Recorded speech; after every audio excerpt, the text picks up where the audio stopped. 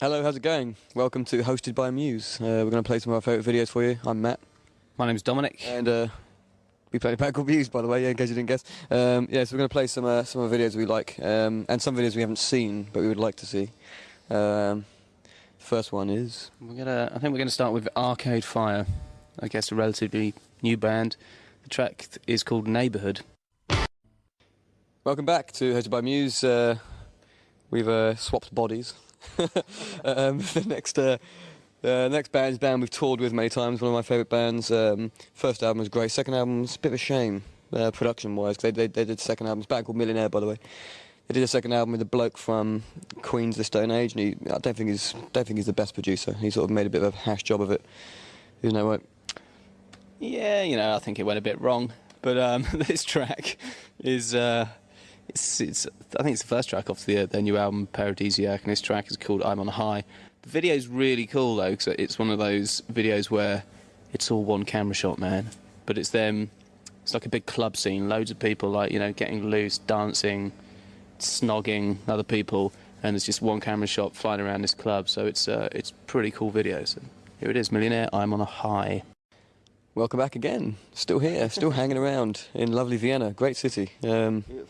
I went out last night and saw some touristic sort of classical music greatest hits. It was great, like Strauss and Mozart and stuff. It was really cheesy and cool. Really quite fun music actually. It was kind of like pop music for its time. I'm not really a big fan of that kind of classical stuff, old classical stuff. But that's got no relation whatsoever to this next band, which is called Daisy Chainsaw. I think I fancied this girl when I was about 15, the singer. It was the first kind of girl I fancied in a band. I think she's probably quite ugly though, but she's... What are you talking about? Yeah, I'm sure she's very nice. Yeah, and this song influenced us in a way. Look, if you listen, there's a bit that goes it's like a big bass distortion thing, and we were always obsessed with bringing heavy bass into our songs because there's only three of us. We like having heavy bass, and so this song is inspiration for us to have heavy bass. It's called "Love Your Money" by Daisy Chainsaw. Back to Hosted by Muse. Coincidentally, here's another band that has probably influenced the kind of distortion we use in our music. Distortion pedals. Yeah. I have a big collection of distortion pedals. I have maybe 40 of them. Many different types, many different flavours. A few Japanese flavours, which are for some reason some of the best distortion pedals are from Japan. And I'm sure this next band used lots of them on the vocal. On the vocal, yeah. But no, this is great. Really hard kind of punk techno vibe. Atari Teenage Riot. Again, with an aggressive woman singing, which is always good. I like aggressive women. So, Atari Teenage Riot, Too Dead for Me. Bow-how. Bowie, that's what he's trying to say. David Bowie is the next choice. Bowie, Heroes.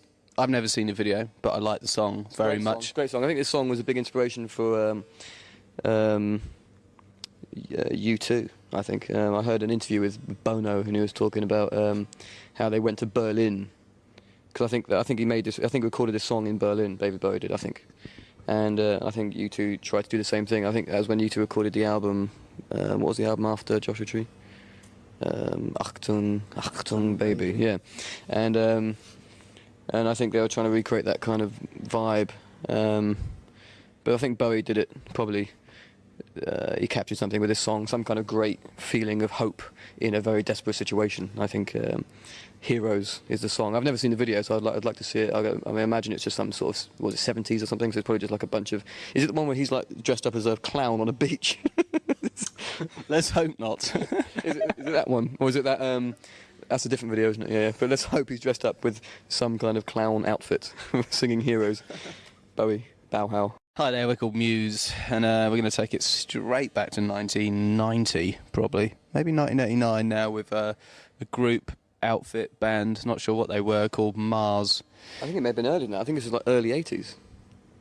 I think this is like, I don't know, but I remember this is like the first song that ever used samples. No, that's not true. That was the Beatles, wasn't it? No, it was the first. I just remember dancing to it in my school disco. No. So it must have been a while ago. It's definitely a band that did something for the first time. I know what it is.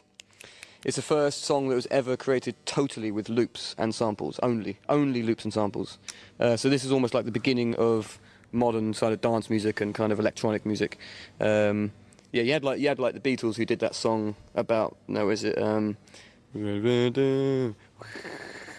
like a few sounds of like backwards birds and stuff. They were the first band that did samples, but this is the first band that did a song purely with samples. Pump Up the Volume, Mars. Hello, welcome back to Hosted by Muse on Austria. Let's talk about the Flaming Lips. In Austria. Flaming Lips is a great band, but we toured with them a few times. Another band we toured with. We did, I think, one of our first tours outside of the UK. We did with Pavement and Flaming Lips around France. And I think he writes good lyrics, great lyrics, and there's something there in his music. I think he's got something else going on that other bands at the moment don't have. Some kind of like, what's that buzzing noise? Just forget about it. Don't worry about it. Flaming Lips, do you realise? Great video. It's Hey Yeah by Outkast, and everyone knows the deal. He's all the same person. He's the one person playing all the different band members in the video. But I think they're doing, they're a hip hop band that's doing something really. I think they're pushing the boundaries with hip hop, and it's just a great video. Here it is, Outkast, Hey Yeah. Here comes another video that we picked because of the video. And the song. And the song, yeah, it's a great track. Another band, I think, group, Daft Punk, who I think probably quite heavily influenced the evolution of kind of 90s electronic music. I think it made it a whole lot cooler, I think. And I think that this is probably one of the songs that I remember dancing to when I first went to Glastonbury Festival when I was maybe 16, 17. And I remember sort of grooving on down to this really heavy bass line. Again, nice distorted bass line. And it's got a great video involving people kind of dressed up as sort of football players, isn't it, or something? Well, all sorts. I think it's Michel Gondry did the video, didn't he? Yeah. So it's the video where they're all dancing around in this kind of spiral, Escher-like stair construction, and it's great. It's just I love everything that Michel Gondry does, and so I think this is definitely one of his best. Here it is, Daft Punk Around the World. This next song is it called Window Liquor or Widow Liquor? Window. Right. So what is that about, do you reckon? I don't know. It's probably just about the deepest, sickest depths of Richard D. James's brain. Which is a dark place to be, I imagine, based on the videos he makes. And this is I think this is a good video though. It's got his face on like these nice women sort of dancing around. It's women, isn't it? With a man's face, isn't it? Yeah, which is quite sickening. Yeah, because he's not very good looking, but the body's very nice though, so it's a very confusing thing, so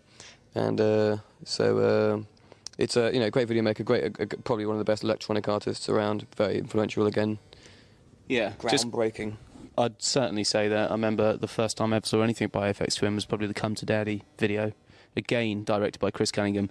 And I think I was watching it around your house when we were kids, and I remember just being very scared after watching it. So I think this was a nice continuation from that. And again, everything Chris Cunningham touches ends up being genius. So this is the last video we're going to play, Aphex Twin Window Liquor, and we want to say cheers for watching, hosted by Muse, and we'll see you again sometime. Thank you, and goodbye.